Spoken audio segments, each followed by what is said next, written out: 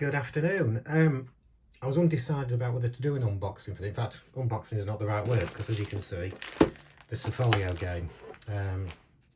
Rogue State, which is a solitaire only game by Tiny Battle Publishing. And I've been thinking about getting it for quite a while, but just never got round to it. And it was available at a very good price from Second Chance Games. So I thought I'll pick it up. And I must admit, I am a bit snobby now. I don't get many folio games. I think this is only the second one I've bought. I like to have a box, just because I like to put them on my shelves, so it demonstrate what games I've got. But I don't know why. That's just my personal preference. But I have realised I'm a bit of a snob. So anyway, we're going to do a opening, not an unboxing, an opening of Rogue State. And my plan is actually to, as soon as I've done this, I'm going to actually start learning the game, and I'm planning to record a playthrough of it as well. So that will probably happen within the next couple of weeks. Rogue State itself, these are the rules, I'm guessing. Yeah. So we've got 20 pages of rules with a bit of a designer commentary. Signed by Mike Molyneux, whose name rings a bell. I don't know what else he's done. Why do I know his name? But yeah, so rules don't look too heavy. Order of play there. I'll just read out, for those of you who don't know what Rogue State is, I'm going to read out this first part, introduction objectives. It's a simulation of strategic risk management and Cold War in the Korean Peninsula. The player assumes the role of the Supreme Leader of the Democratic People's Republic of Korea immediately after the end of the Korean War. Your primary objective will be for your regime to survive from 1953 through the year 2030. Your secondary objective will to maximise adherence to the, I don't know how to pronounce that, Juche? That could be completely wrong. Ideology by progressively achieving national self-reliance and global influence. Juche points are earned by advancing your nation's military strength, industrial development, nuclear weapons development, and assertively responding to events while minimising lingering foreign debt. Keys to success will include the careful management of scarce resources, evaluating risk, and a keen awareness of the interaction between the world situation and your decisions. Each turn represents approximately 7 years of North Korean history. So that's a quick overview of the game and the rules. What else we've got in here? Turn summary, a bit of a player aid. That was quite handy. So you get your turn summary, what happens in each part of it. Yeah, and on the back as well. Always handy to have, rather than having to wade through the rules to find something every time. And we have the board sheet, which I like. I mean, I'd already seen how this was laid out. I do like that. It's like it's now a command centre.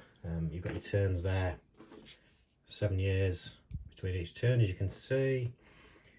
And as it's already discussed, you've got industrial production, infrastructure investment, circulation revenue, foreign debt, nuclear development down here, threat effects, and different critical events here, available foreign technology, military, social economy, relations with Russia and China, diplomacy.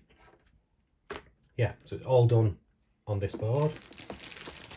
And then just dropping the card, I might as well go through the cards first, as I've just dropped them.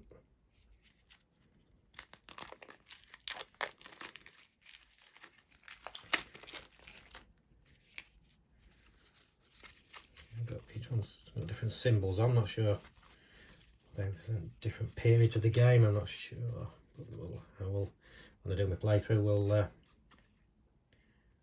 discover that. So these are all the events, because what always worries me with games like this is the replayability. I mean, I've got Mrs. Thatcher's War, which I enjoy, but this is me going off on a tangent again, it is just one game, as in, you know, things like Atlantic Chase, you have different scenarios, combat, you've got different scenarios, things like that. So I sometimes worry about the replayability of this, and I enjoyed Mrs. Thatcher's War, don't get me wrong, but I haven't played it a lot because I find once I've played it a few times, you feel as though you're doing similar things. So I'm guessing these are very important to randomise the game.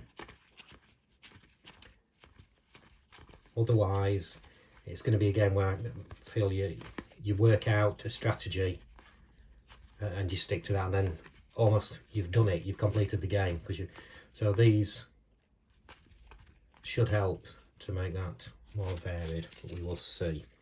So there's your event cards. What else do we get? We've got